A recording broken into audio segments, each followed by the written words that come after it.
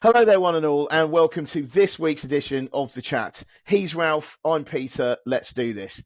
Now, I think that we are going to have a right laugh this podcast, I think. Now, we always have a right laugh anyway, but I just think that, I think we're both in fairly feisty moods today, so watch out. Anyway, it's all relative, right? No idea what that might mean. At the end of the day, it's just a podcast, so let's not get too excited about it. But anyway, right, in this week's edition, we're going to talk about the hype cycle, which is not some kind of exciting bicycle.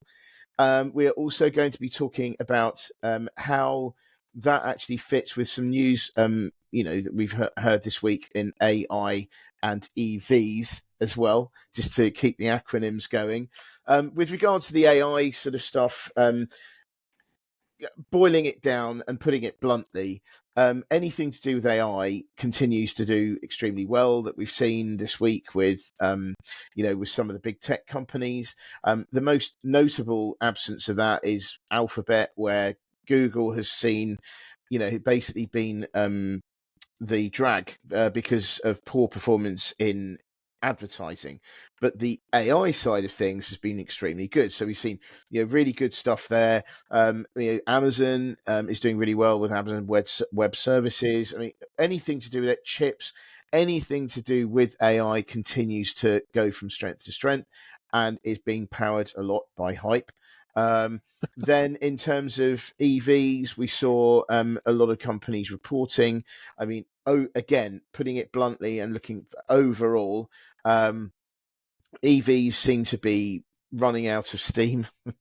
So even the mighty BYD is not doing very well. Tesla, but they're suffering. They are, they're engaged in a price war at the moment, and the reason why they're in a price war is because demand is slowing down. So there's that, and other companies are, they're sort of withdrawing their eagerness on the march towards electrification. So you've got Renault saying that they have abandoned plans or postponed plans, whatever, to spin off their EV business called Ampere or Ampere or however you want to see it.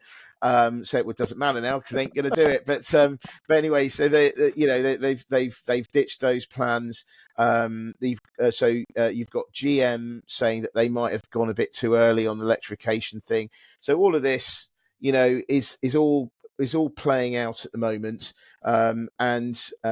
Yes, and so I think that this is a very interesting time. So anyway, so that's a sort of quick overview on some of the what we're going to be talking about. So Ralph, tell us about the hype cycle. Let's jump aboard the hype cycle. Ooh, baby, let's do that. Yes, indeed, let's do that. Can't wait. In fact, the hype, I can't say it without laughing.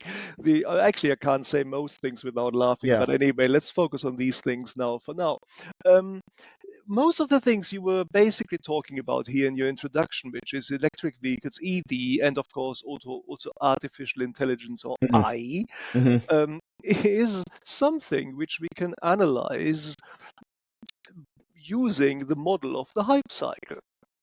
And I know it sounds a little bit odd, but I have been aware of the hype cycle for a while, as many of us have been, I'm sure.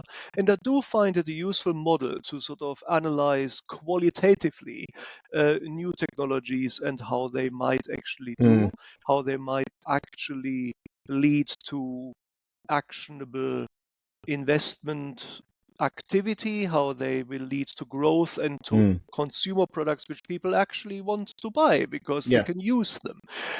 So let me maybe first of all delve into the hype cycle. It's something which is... I love it. You're going to love this. If you don't know what the hype cycle is, you are going to love this. Anyway, sorry, I don't know if I'm building it up too much, but carry on, please. Not at all. I'm going to gaze away from you guys again if you're watching this to my screen just to make sure that I get this right. The hype cycle is a model to put into a framework developments connected with new technologies. Mm-hmm. It's developed by an information technology company itself called Gartner. So they have the Oh. copyright on this particular form of analysis. You guys will have heard Mm. of the Porters for Forces model and the SWOT analysis, which Peter and I once eviscerated in Yeah, a that's right. Yeah, show several years ago. yeah. But it's this sort of thing. It's the hype cycle. It's a model. It's a qualitative model. It doesn't actually offer any quantitative metrics which you can calculate. So it's not specific or precise. It's not Mm. quantitative, but it is qualitative and it Mm. helps. So let me explain what it does. So in general, we all know what it does. In general, what it is it's looking at a new technology that everybody gets exaggerated expectations of what that technology might do. Then they get disappointed when they realize that none of these expectations actually come to bear. And then they sort of readjust and moderate their expectations, and then it becomes a commercial product, and then we're moving into the real world, so to By the speak. way, can I just say that the way you describe it there makes it sound like it could be applicable to lots of different things, like Like new jobs, it can, relationships. I mean, everything really. it But yeah, no, I agree. It is it's completely true. it's, Relationships as well. right. So let Oh, me oh, really, really excited. Like, don't know. Not quite what I expected. It's going to require a bit more work, that yeah, sort of thing. Anyway, sorry, quite carry on. so. Well, I'm sure we can adapt it to relationships specifically in a special Yeah, podcast, yeah. but not for now. Hmm. Um, right, guys, here we go. The hype cycle, as developed by Gartner, they probably have copyright on all these various technical terms which are associated with this cycle. So at the start of the cycle, we have a new technology coming out. Hmm. Gartner called that the technology trigger. That's good. Obviously, what is being triggered here are expectations of what this Mm. technology might actually bring to society in terms of products and welfare and what else it might do. Mm. These expectations then mount and increase very swiftly. So for you guys who are looking at this on YouTube or elsewhere, I'm going to illustrate this for you. So my finger describes a curve upwards Hmm. here. And as my finger goes up, we are going through something which will now, as I'm getting to the peak, reach what Gartner is calling the peak of inflated expectations. I don't know. So many people are going to be able to relate to this, I have to I say. love that. Anyway, sorry, carry on. So Yeah. we're having the technology trigger, which triggers off the expectations, and then they're becoming more and more exaggerated, and then they're Mm. peaking, and that is when we reach the peak of inflated expectations. This Hmm. reminds me of Lord of the Rings, Yes, basically. exactly. It is, isn't it? It's a Absolutely. yeah. And so then this is a turning point. Frodo. Watch out for the peak of expectations. It's Absolutely. just over there. Sorry, we should shut up. I think it's these. I mean, whoever thought of these terms, absolute genius. But I anyway, love go. them. It gets It better. gets. It Oh yeah, gets better, it gets guys. better. Go Don't on, go. put the kettle on. Stay Yes. with me. Yeah. Stay Yes. with me. Yeah. Right. Can't speak. Peak of inflated expectations. Also, this gives me opportunity to get on my soapbox and correct something which people always get wrong. People Mhm. meaning people we have all encountered in the city of London. Because this now is the peak, which means now we are getting from upwards motion to downwards motion. Mhm. The peak is a turning point, guys. It's not an inflation point. Oh, sorry, inflation. Inflection. Oh, I get this wrong It's, as well. And it's your favorite. It's your favorite thing. This, isn't it? yeah, absolutely, an I know. Yeah. inflection point. Yeah. It's not an inflection point. An inflection point is not a turning point. When something goes up, stops going up, and then goes down, that's a turning point. How can we remember this? Well, it's in the bloody expression. That Yeah. was unnecessarily florid. Mm. it's turning. So it's a Mm. turning point. It's not an Mhm. inflection point. Doesn't matter. Completely irrelevant. I'm just getting excited about things which don't matter to most people. So Good. okay. Anyway, so we are technology trigger going up. We have reached the peak of inflated expectations. Now, what is going to happen is that we're going to start getting disappointed that the expectations which we had are not met by reality. And as we are sliding down the curve, we are reaching the second bottom here, or the second turning point, the Mhm. bottom. And this Gartner calls the trough of disillusionment. Oh, oh, this is so good. I like when basically, to be honest, I'd sort of vaguely heard of this before, but when you were describing this and you went through each one, I'm like, this is like Dungeons and Dragons or It's something, or Warhammer or whatever. Yeah. But anyway, so the totally, trough. it's lovely. I'm So I'm eating from the trough of whatever. Anyway, sorry, So sorry. now Go we ahead. are at the trough of my voice. Hopefully gets darker here Mm. because it is in fact The trough of disillusionment. imbued with doom. We are now Yeah. at the trough of disillusionment. We are all seeking mental help from psychologists because we are so disappointed that our exaggerated expectations have not been fulfilled.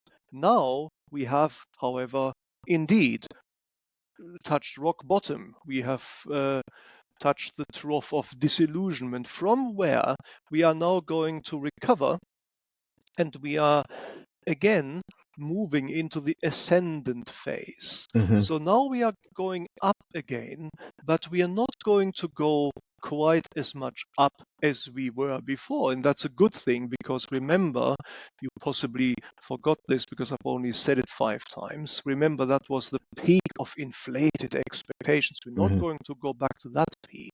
We're Hmm. now going to move up in a more measured way as the technologies which were triggered before we started this journey or at the start of this journey are in fact maturing to their actual potential.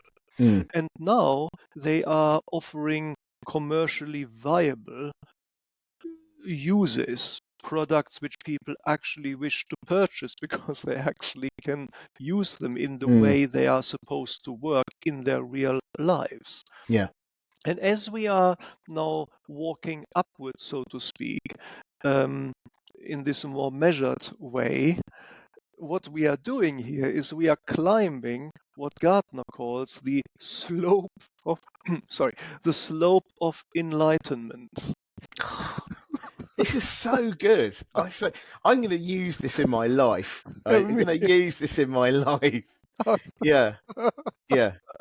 So we are moving up the slope of enlightenment, and as this is sort of topping out and Mm. becoming more sustained, less growth but more sustained, then we have reached what they call the plateau of productivity. Nice. So there it is. That's the hype cycle. We start with a technology trigger, move rapidly up to the peak of inflated expectations, from which we descend to the disillusioned trough, The trough of uh, disillusionment. Yeah. which is the trough of disillusionment, as we all know, And then only we to all recover from start to there climb. at a more moderate pace, moving up the slope of enlightenment, The topping out at the plat. plateau of productivity. Oh, it's so good. So Right. good. So that's what that is. Now Mm. let me just fill that in a little bit more with not actual examples yet. I'm going to do that as well, but just a little bit what markers Mm. do we have which would indicate to us where we are on the Mm. hype cycle. The technology trigger, that's obvious. We read in the papers that some new stuff has been invented. Maybe it's fusion technology, which we'll, of course, love to talk about. Or maybe it is specifically the technologies which we've been referencing at the start in Peter's introduction, which is in the electric vehicles and AI. So this is the technology trigger. Now we are having some sort of expectations are forming. The first startup companies are moving into the first round of venture capital gathering. This is what is associated with an early stage of of the rise to the peak of expectations as expectations are building. Then we have the first generation products. They are associated or characterized typically by very high price. Nobody can afford these things really, and they still have teething problems. They still need to be customized, etc. We have early adopters who are buying this stuff because they love technology and maybe because they have funds available, which allows them to buy this, and if they go wrong, they don't mind so much. And then we have mass media hype. This is the accelerator. In the olden days, I think Gartner developed this a little bit even before social media started. So in the olden days, before social media, that would just be print media and television, and journalists might be sensationalizing this. In this day and age, it is accelerated even more by the sort of the echo chambers of social media start ringing, basically. You have YouTube people doing videos on all manner of things, accelerating the hype, accelerating the expectations. And then basically we have a situation that now we are turning the turning point.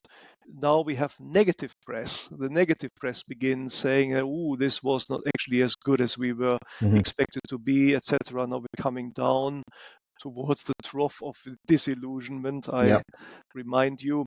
And then we have news flow, which talks about some of these products are failing, perhaps in spectacular ways. Maybe an electric vehicle is involved in a spectacular accident where you had a hot burning fire from the battery, things which are not typically envisaged when the technology trigger happened. All this is now accelerating. The press is picking up on that. And just as the accelerated inflation happens, now we have an accelerated deceleration, if that still makes sense. We're sliding down more as quickly as we were moving up. And then what happens is that we get second generation products. And when we get second generation products, that typically is associated with the start of the slope of enlightenment. Yes. We have gone through the pain, so to speak, and now we are ready to become more mature in our expectations. And as we are now more measured in our expectations, what this technology is going to generate, and as the technology has had time to go through its teething problems and present more usable, commercially viable products, we get second generation services, and they actually work. And this produces sustainable growth, which is sustainable for a while, for a time, for a longer time than it has taken for us to go to the peak and down. And that is the sustainable phase where growth is manifesting itself. And this is the phase where most of the share price reality, to the extent that these technologies are investable by retail investors, is going to happen. And then, of course, all of this is eventually all technologies are going to be mature, and that's where we are not going to see and commensurately expect growth to continue at this pace. So that is sort of how, excuse me, how these various aspects, phases of the cycle can be identified.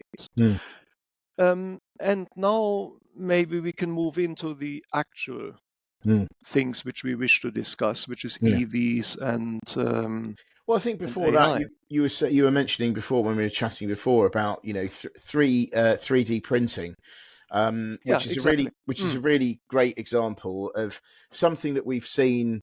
See, because I would say that at the moment we are in the early stages of that hype cycle for AI and EVs, whereas actually you can see perhaps we are now in the upturn bit for three. We are climbing the mountain of enlightenment. They're climbing the mountain of enlightenment for the 3D printing, because again, like a few years ago, like for instance, I read this there was a really good book called Bend Not Break, by someone called Ping Fu. She was massive into 3D technology. Was huge in it. Everyone was loving 3D technology. We were all. I remember everyone saying, "Well, this is going to transform manufacturing. You're not going to have to ship parts everywhere. You can just print out, let's Yeah, say, like an aeroplane part. You can print out, you can print out things like Boeing, let's say, for example, could potentially print out something that stops its doors popping open, for instance. Wouldn't that be useful? So, things like that. I remember everyone was talking about, oh, yes, of course, we're going to be printing our own food. All this. And there was so much hype about it, and it was one of these things. Oh no, it's not this year. Next year, next year, next year, next year. And actually, we have gone through this expectation. We've gone through the trough of disappointments, and now, like I say, we are on this. I mean, exactly. it's a very interesting thing, and I thought that was a really good example that you gave actually of that. But yeah. Because also, you see, the 3D printing, I think we all still remember the hype. The Mm, hype signals. mm, You mentioned all of them. We can just print our stuff and it's all going to be decentralized, and people in Africa are going to be fantastically happy because all you need is an internet connection. Then every village in Africa can just basically print what they need. No mm, worries, happy days. That then didn't quite work. And one other thing which is associated with the hype cycle, I think, is when we know that we are sort of going down to the trough of disillusionment, is mm, when we can almost no longer remember the hype. And when somebody mm, mentions the signals of the hype, we all go like, oh yeah, but that didn't work, did it? It's mm, it's when we forget that this kind of stuff existed, mm, then it's the slope of enlightenment. So 3D mm, printing specifically has actually developed in a very material way. It just develops um, outside of the public spotlight, mm, and because a lot of these technologies, they have to be incorporated into manufacturing processes. You can't just mm, simply print something in an isolated way and then use it. The printed items have to be produced just in time.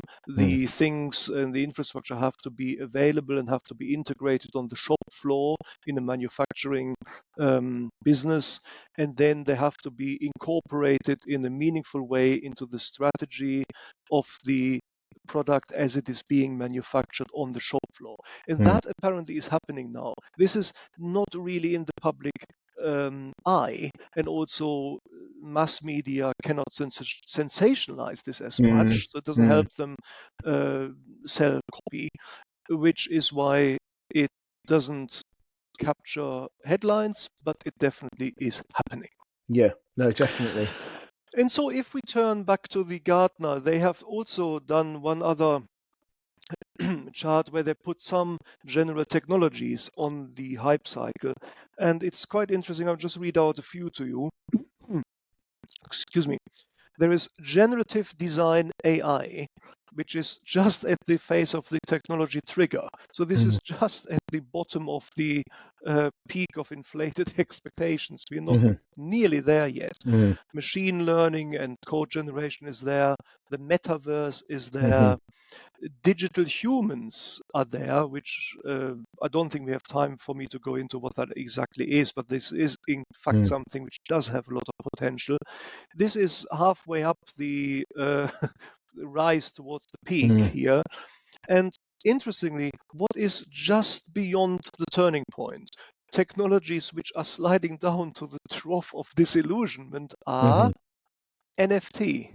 mhm, And do you not have this psychological reaction to when I say NFT? When I saw that, I thought, oh, NFT, oh yeah, that was something which was mm, once hype, but whatever. mm, It's disappeared. It was a technology which didn't really work, which didn't really generate anything.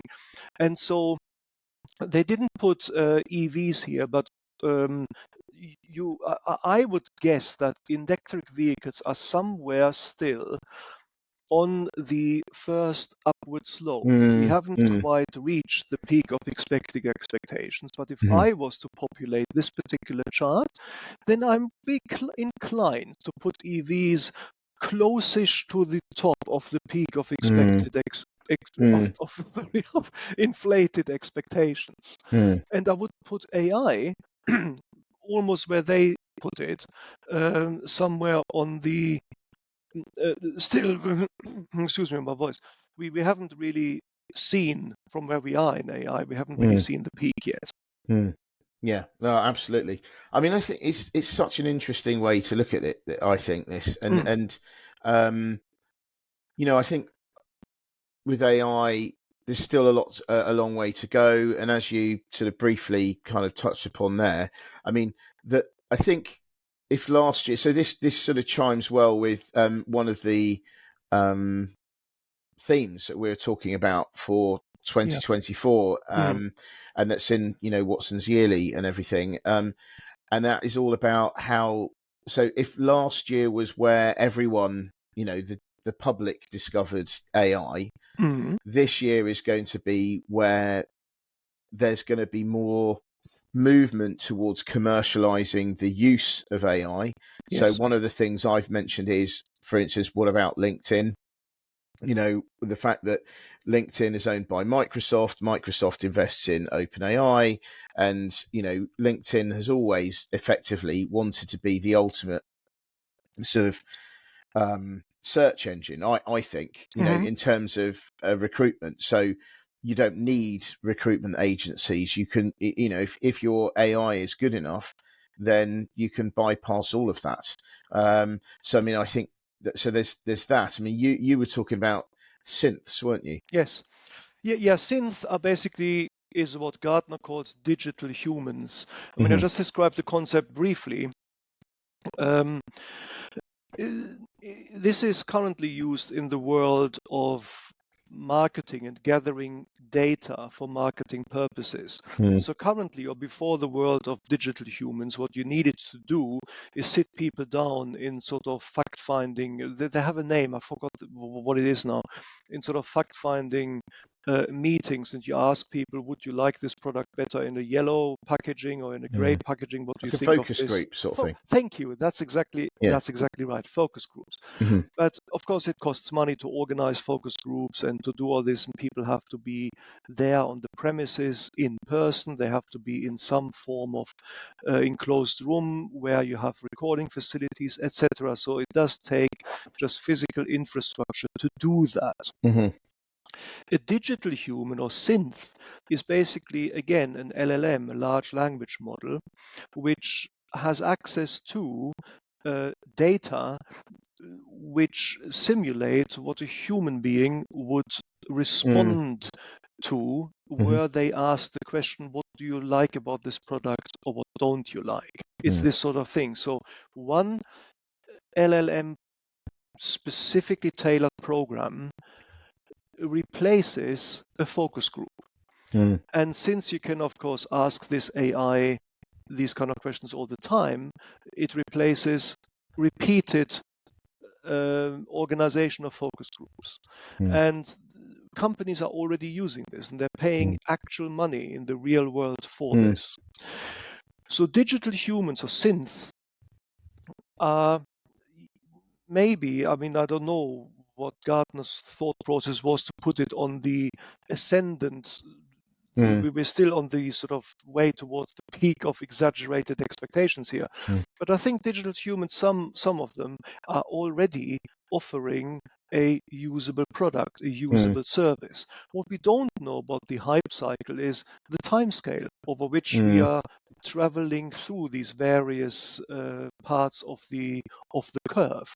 mm, We might get to the peak very quickly, and the trough might not be as much mm, as pronounced, and we might move towards the sustainable productivity plateau mm, more quickly.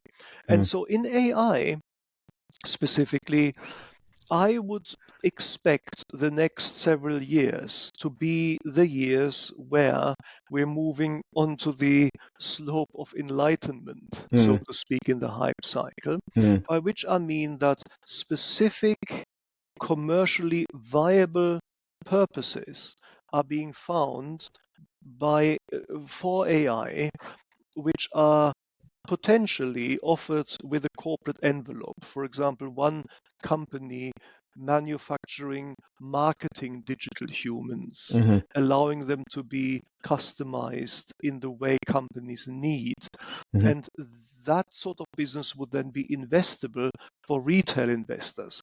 Mm. As these type of businesses become investable for retail investors, that is again like opening the door to a raging fire, putting oxygen into something which has already growth.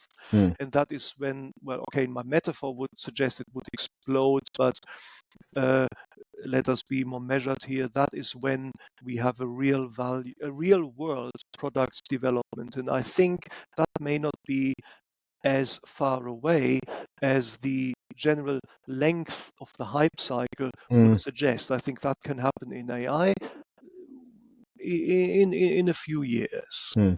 Mm. Whereas Yeah. in electric vehicles, it's probably a little bit different. Mm. I mean, I think certainly in electric vehicles, one of the things that prompted me to talk about this week was the fact that, Volvo, it seems to be cooling Hmm. on Polestar, Yeah. and then you've got Tesla not doing, but Tesla and BYD slugging it out with all the, with trying to attract buyers of electric vehicles. Then Hmm. you've got, was it GM was saying it was worried about whether it was, had gone too much towards the electrification. Hmm. You had Renault, Yes. yes, with ditching, the whole ampere, whatever, that kind of thing.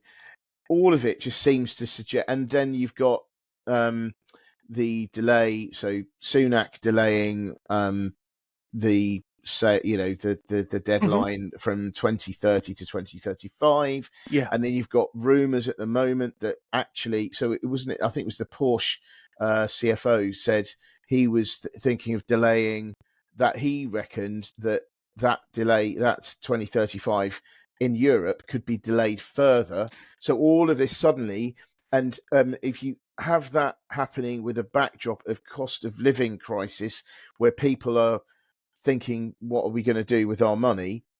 Um, is buying an electric vehicle going to be at the top of that list? And given how expensive they are, even though actually these days you can get a pretty chunky discount, um, still they're too much money for many people to buy, Hmm. and so that is going to hold them back. And you know, I mean, ultimately, I think there's going to have to be either there's going to have to be big cuts, and or there's going to be a merging of operations, maybe of some companies and some geographies, but especially in maybe China, I think there's going to be, um, consolidation of the whole industry because there's quite a lot of these electric vehicle companies. So there's going to have to this kind of thing's going to have to happen because I don't see people adopting EVs overnight, especially now that the deadline for petrol cars is so far out into Hmm. 2035 and could get delayed further. But yeah. Well, indeed, I think as we were earlier talking about marking out some events which indicate where we are on the hype cycle, Mm. we can take some of these events which you referenced in your chat right now on electric vehicles and Mm. put those on the hype cycle. Mm. I mean, to me, particularly important is the pulling of IPOs, the Mm. pulling of Mm. EV-related IPOs. Toyota Mm. did, not Toyota, Renault did it, and Volvo. Mm. And that to me is the sort of negative news flow which you find when you've turned the turning point. Mm. We're turning the peak of expectations, and arguably we are on the way to the trough of disillusionment Mm. here. Mm. Because companies, of course, are in this to make money and they wish to maximize profits. The logic of an IPO is always the same. A company believes that the growth potential of a part of its business is Mm. not recognized and acknowledged by the stock markets. So you carve that particular business out, you give it a separate listing and allow investors to go into it, and that is when they hope the growth potential is going to be reflected in the price. Absolutely. Renault and also Volvo were So both. Volvo, so Polestar did float. Oh So it no, has, it yeah, did float. Yeah, that's yeah, right. yeah. So just, Let's yeah, link it to yeah, Renault. yeah. It did float, but I don't think it's doing as well as No, they were expecting to. no. So It did Renault, initially, but then it's absolutely collapsed since. But anyway, sorry, Karen. indeed. So Renault was trying to do that, and of course the idea was that there is all this growth potential there. Mm, Volvo has found that it wasn't. Renault has basically, wouldn't be surprised if they looked at that and thought, let's pull it because it's not the time. But of course, both of it was fueled by exaggerated expectations of mm, growth. And this is actually where stock market terminology matches Gartner's terminology for the hype cycle.